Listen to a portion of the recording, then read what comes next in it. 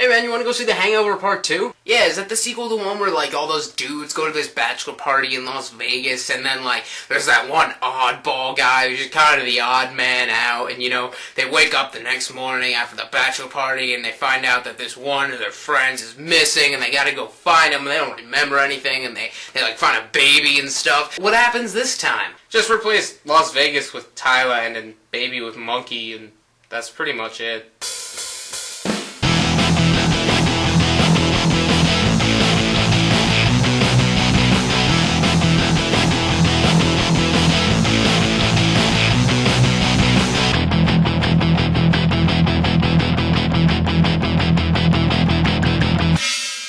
So pretty much most of the critics out there and most people I know on YouTube who have reviewed Hangover 2 agree that this movie is just a rehash of the first movie. And I'm going to try to give my thoughts on the movie without sounding too repetitive of those people. I wasn't all head over tits for the first movie. I liked it, but really it was just one of those movies that comes along every year or so and is just one of those like R-rated, raunchy movies that everybody references for a while and then dies away. But yes, there was some originality to it, and the characters were enjoyable to watch, but that is now gone. No one really expected the first movie to do well. It's just one of those movies that just happened to be a sleeper hit, and when that happens, and it's that successful that you want to make a sequel off of it, it's really hard, because these people aren't really prone to making good movies, and then you try to make a sequel, and you rush it because you're just so overwhelmed by how successful this on-thought movie would be.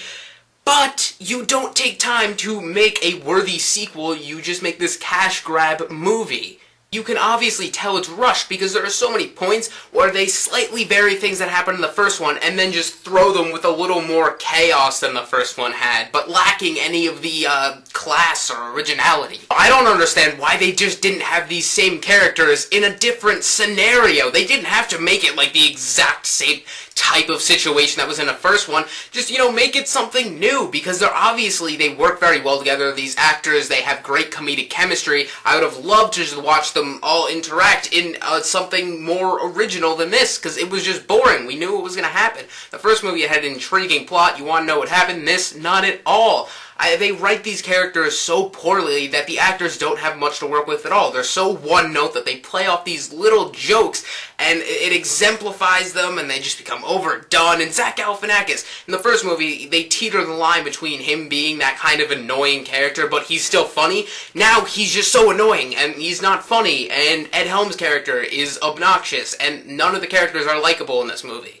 It was the light, airy fun that made the first one enjoyable, and it's just so much more crass and raunchy. You'll rarely hear me say things, it's too raunchy or too insensitive, because I rarely think things are out of bounds, but they push it here because they have to play the shock value, because they have nothing else to use. They have no other tricks up their sleeve. They had an original, and they ruined it, and all they've got was the shock value.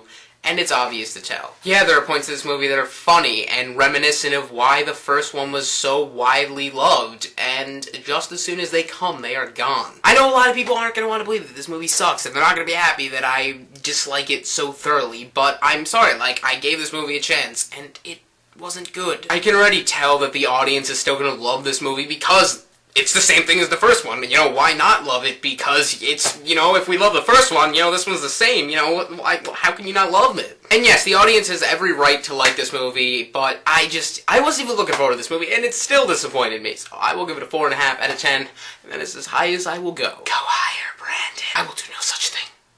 You will not tempt me. I'm untemptable. I lack the qualities to be tempted.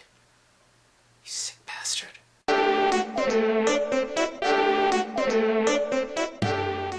I mean, if it's the same thing as the first movie, I don't really want to go see it. Dude, the monkey has a Stones jacket on. Alright, you got me.